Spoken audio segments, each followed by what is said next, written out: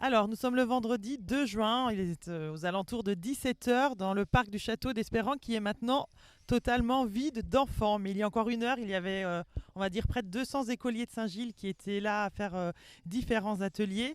Et Flore César, vous êtes à l'initiative de cette journée des scolaires qui lance le festival Acte 3. Pourquoi avoir ouvert ce festival aux enfants, aux écoliers de Saint-Gilles? Mais parce que les enfants, ils sont acteurs du monde de demain, parce que les enfants, ils sont eux-mêmes éco-acteurs et ils ont des choses à nous apprendre. Et puis, on a aussi des petites choses à leur glisser sur qu'est-ce que l'eau, qu'est-ce que la nature, et leur proposer des nouveaux regards sur les rapports entre la nature et la culture. Il s'agit de la troisième édition du festival Acte. À chaque fois, elle débute par ces journées scolaires. Cette année, c'était le thème de l'eau. Est-ce que c'est une thématique qui a fédéré les écoles, les enseignants et comment on peut parler d'eau, de la ressource eau aux enfants? Source.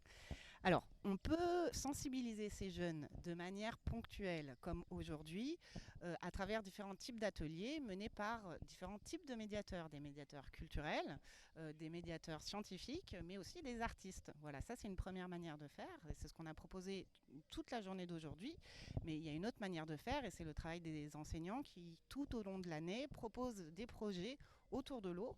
Mais aujourd'hui, c'est le moment où ces enfants qui ont fait ces projets, qui ont pensé ces projets, qui ont participé à ces projets, ces enfants ont pu le partager de manière à échanger entre enfants sur des bonnes pratiques.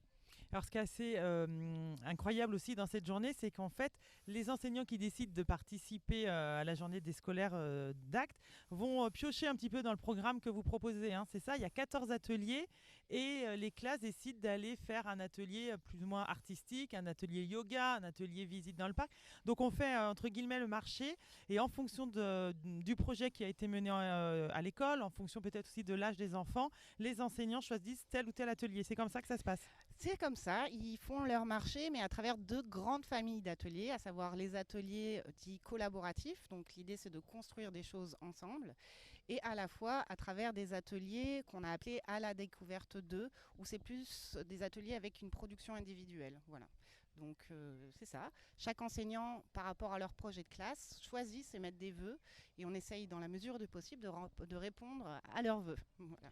Alors nous sommes dans le cadre assez incroyable du château d'Espérance. Les enfants n'y viennent pas tous les jours et en discutant tout à l'heure avec un petit, il me disait c'est génial, Espérance c'est le château des vacances. Comme si aujourd'hui on était un peu dans une journée extrascolaire où les enfants se sont beaucoup amusés. Il y a beaucoup de pédagogie mais c'est vrai qu'il y a aussi beaucoup de rire. Les enfants sont là pour découvrir en s'amusant. C'est un peu l'idée, évidemment, de toujours proposer du sérieux, mais avec légèreté. Il faut aussi savoir que c'est des enfants de Cergy à qui on s'adresse, et ces enfants, ils sont déjà venus une, deux fois, trois fois, quatre fois, cinq fois, mais à chaque fois, on essaye à Espérant de leur proposer un regard neuf, une thématique neuve, dans un but d'appropriation, parce que nous sommes sur un site patrimonial, et on voudrait que ces enfants, ils se sentent responsables de ce lieu, parce que ce lieu leur appartient.